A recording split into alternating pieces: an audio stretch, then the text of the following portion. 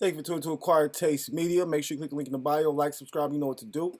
This is the Black Dollar Society edition. You know, we always going on the music side because that's something that we do as a company. So today we're going to talk about beats and beat leasing. And as you can see the title, you don't own that beat, all right?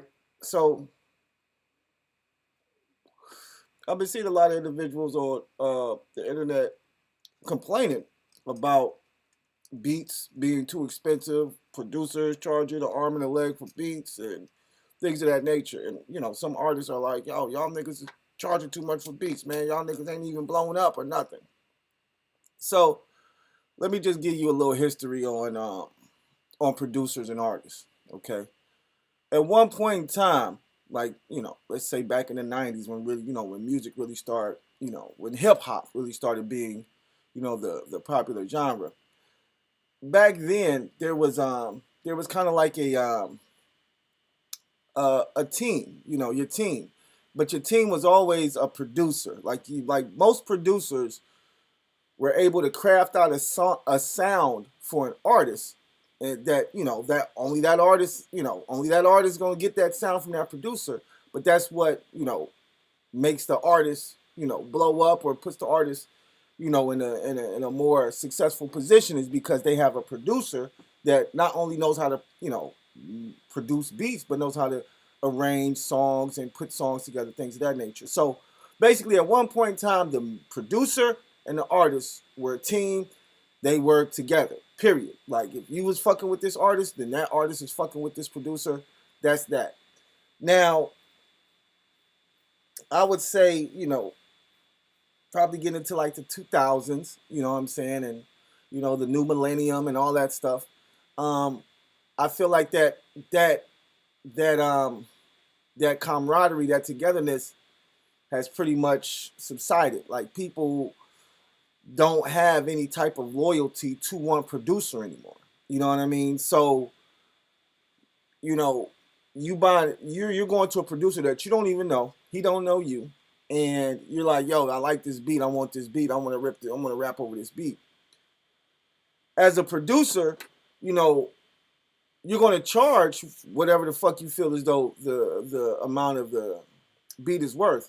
But the reason that producers are doing this now is because once again, when an artist gets a beat from a producer, let's just say for instance the artist and the producer cool peoples and they rock with each other, so this producer gives the artist a beat.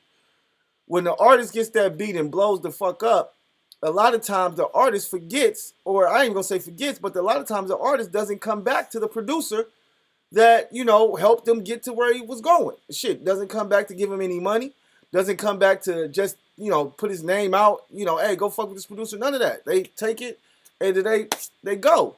And then when the producer has to come and pretty much sue or come back around and be like, yo, I need my residuals on that beat and shit. And then now we got a conflict because now you like, oh, I bought the beat or this, that, and this, and it's just all type of bullshit. So this is how producers have stopped with the bullshit because they're like, yo, you guys are taking our beats, okay? You're not giving us any credit for the beats, and you guys are blowing up off the beats, and once again, and not giving us any credit or any fucking money. So, as a producer or a beat maker, I'm definitely going to have to charge you for any beat you get from me. Now, leasing, of course, ain't nothing wrong with leasing a beat. You lease a beat for a couple dollars, and of course, if you go over a certain amount of streams, then you owe the producer a couple dollars. There's nothing wrong with that, in my opinion. Shit, lease a beat for 35, 40, $50, whatever, and do your thing with it. But if it blows up, that's where this discrepancy comes in, and that's why you have producers charging, 1,500, thousands of dollars for beats. You know what I'm saying? Because if you blow up, you not gonna give me shit. Cause you don't fuck with me. You don't know me. I'm just a nigga that you bought a beat from. You know what I'm saying? So if you blow up, 9 times out of 10, I'm not expecting you or thinking you're gonna come back and fuck with me because I already see how the history goes. So therefore, let me make sure that I get the amount of money that I feel this beat is worth off top, so I don't have to worry about if the shit do blow up and you know what I'm saying, and you don't come back and holler at me and I feel fucked up because there are a lot, and there's no reason for me to go through names or anything like that, but there are a lot of producers out there who've produced big name tracks for artists and then get no credit. It's some that didn't even get paid. Okay? It's some that, because this business is so shrewd that if they take some shit of yours and your shit ain't copyright wrote and you don't have the proper paperwork in line for it, then that shit gone, pimp. Like, you can't even get that shit back. So it's definitely something that I feel personally, because I'm a producer as well as an artist. I've worked with producers, I've bought beats, I've done it all. And like I say, the whole mentality of the producer or the artist coming back and showing the producer any love, that shit just don't happen anymore. You know what I'm saying? And as a producer, I can't bank on that. You know what I'm saying? Because there's a lot of times where people do say that shit. Oh man, let me get this beat, nigga. But this bitch hot, nigga. I'm gonna let this bitch go. When this bitch go, nigga, I'm gonna come back and fuck with you. Da da da da da da da da.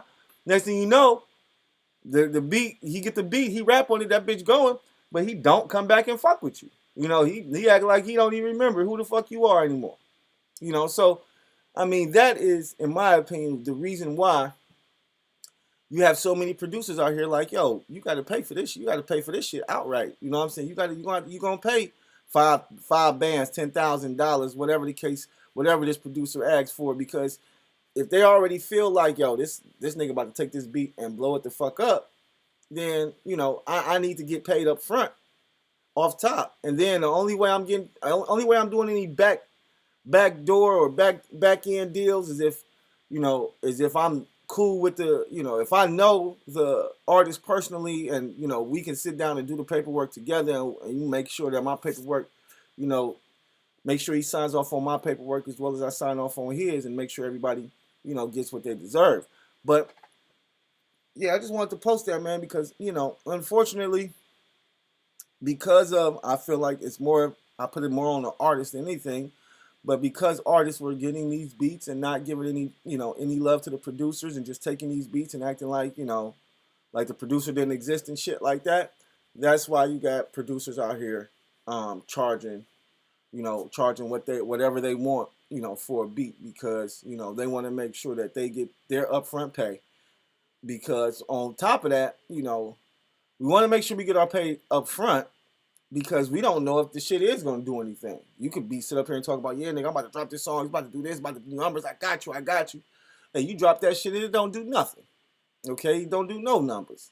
And now I'm talking about, oh, I'm going to get this back end money, and ain't no back end money.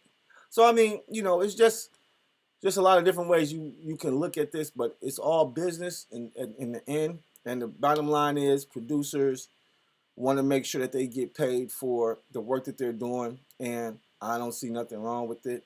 If you want a beat and the beat hard as fuck, and the nigga say, I want a 1,500, I want 2,000 for the beat, bro, do what you got to do. You know what I'm saying? Get the beat, okay? Because it's worth it. You know what I mean? Period, point blank, it's worth it. So appreciate the love, but like I say, man, make sure that you guys got your paperwork and shit in order.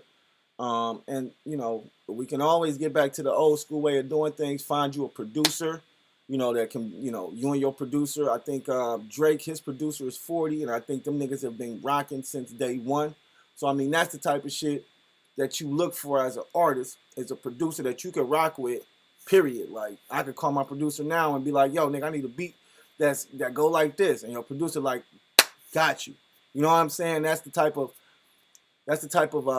collaboration, and the type of why ain't my words coming out today, man? This today been off.